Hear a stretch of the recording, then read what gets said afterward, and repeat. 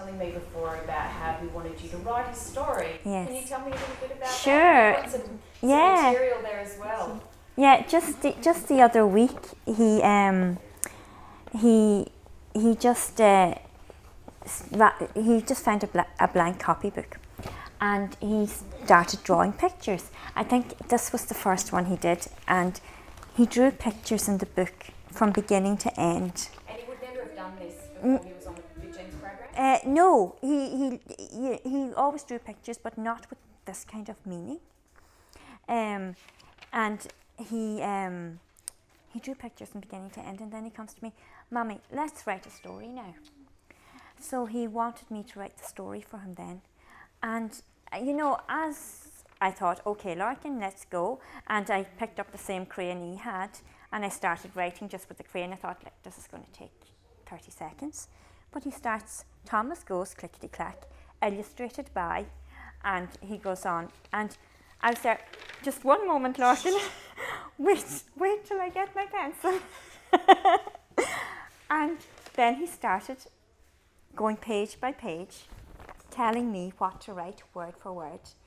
I never wrote so fast in my life. Yeah, he went from single words to writing. In 3 months, or dictating, but this proves his language abilities, to be able to say this to me. Do you think it was always in there? It's always there. And another thing I forgot to mention, now that you say it, is his memory. He is talking about things that happened when he was 2 and 3. And sometimes I have to step back and go, "What are you talking about?" And go, "Oh my God, you remember that at a time when we thought that this child is not taking in anything." And, all of us, we now realise that everything was in there, he just wasn't able to get it out.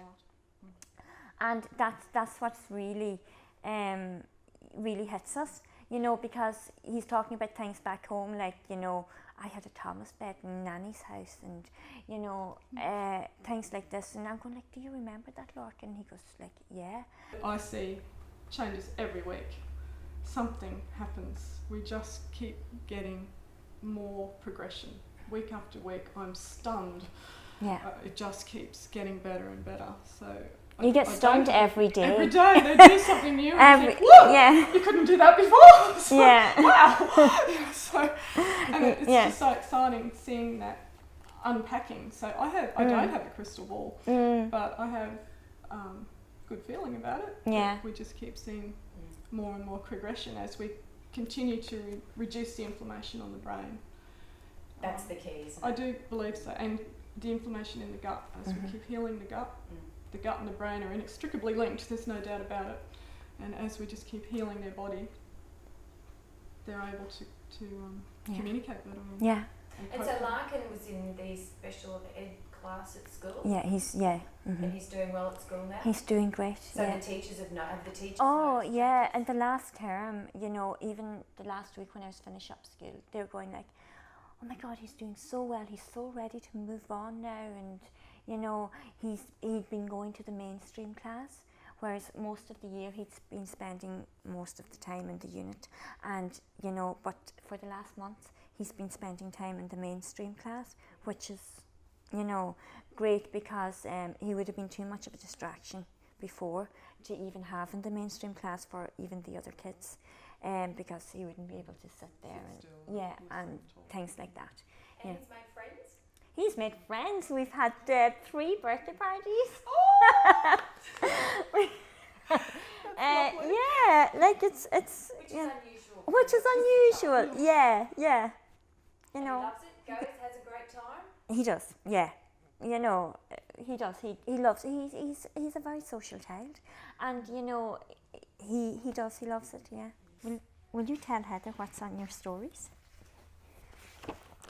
What's this one called? I read the top of the moon and the star. And who's this here? Johnny. The little boy is called Johnny. But his mum's at work. His mum's at work.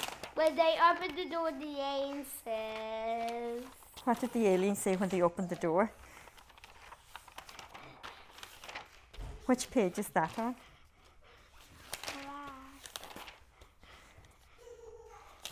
Hoopla! The alien said hoopla. When did you think of this story? Yeah, and Lorcan wrote hoopla himself.